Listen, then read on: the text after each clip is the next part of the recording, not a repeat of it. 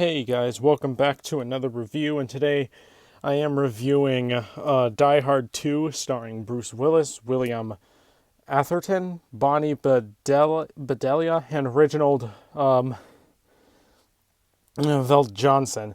Sorry, I just got back from taking my trash cans up on my very long driveway, so I'm a little exhausted right now. Alright, but anyway, this movie was directed by Rennie Harlan, and the director of Cliffhanger, The Long Kiss Goodnight, and the ultimate cinematic classic, The Legend of Hercules. Oh yeah, we all know that film is good. Alright, this movie is about John McClane attempts to avert disaster as rogue military operatives seize control of an airport in Washington, D.C.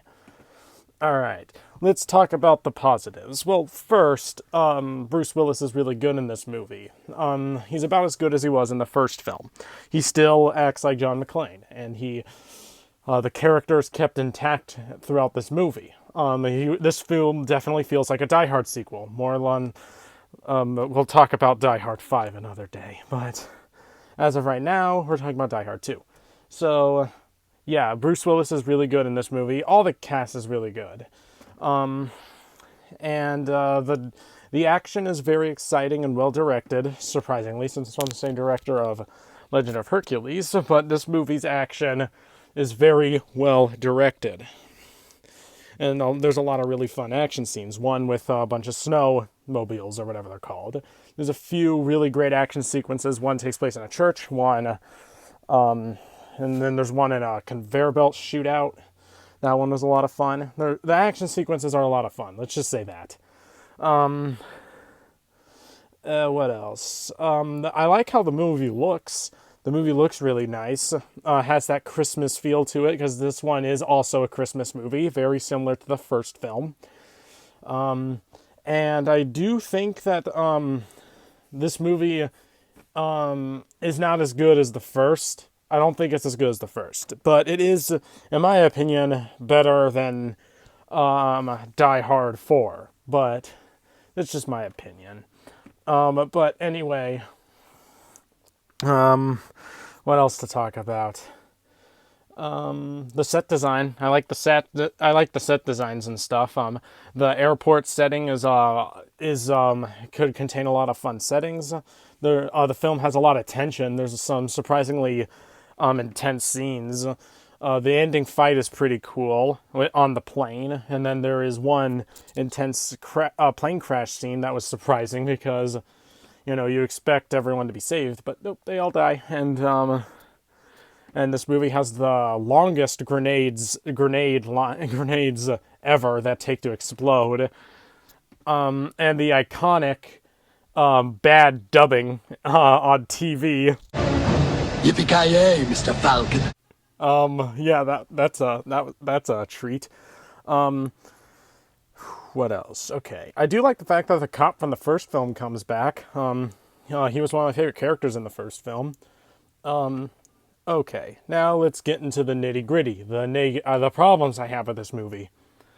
One, sometimes the pacing can drag and turn what was a pretty entertaining action movie into kind of a slow burn. I hate it when that happens. Also, the movie is basically just a carbon copy on the first one, just without a better villain. The villain in this movie isn't that good. I don't even remember what he wants. I don't even remember who he was.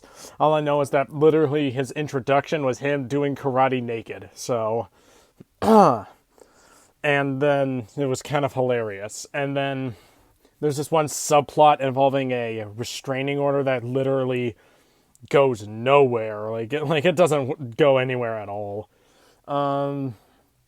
What else? Sometimes the acting could be a little flat. At times, it's just standard 80s, 90s acting. I don't remember if this came out in the 90s or not, or the 80s. It was probably late 80s. I don't remember. Yeah. What was it? Sorry, there was another thing I had, but what was it? Oh, yeah. The motivation of the villains is very forgettable. The villains in this movie are nowhere near as good as the first villains. Like, I forgot what they were even after. Like, what were they trying to accomplish in this one? And then, of course, there's a lot of dubbing, obvious dubbing, not the TV dubbing, not that, but you know, like actual dubbing in the movie ADR. It's very, very obvious at times. And then there's one scene where a green screen where the world's longest grenade lines explodes, and oh man, that green screen was pretty bad. All right. Enough complaining. So in conclusion, Die Hard 2 is a perfectly enjoyable movie. It's not the best Die Hard sequel, but it is sincerely not the worst. It's just right struck in the middle for me. I'm gonna give Die Hard 2 a B minus and is flawed but good. So if you've seen Die Hard 2, what did you think about it? And if you like this review, give it a like, and I will see you guys next time. Yippee-ki-yay, Mr. Falcon.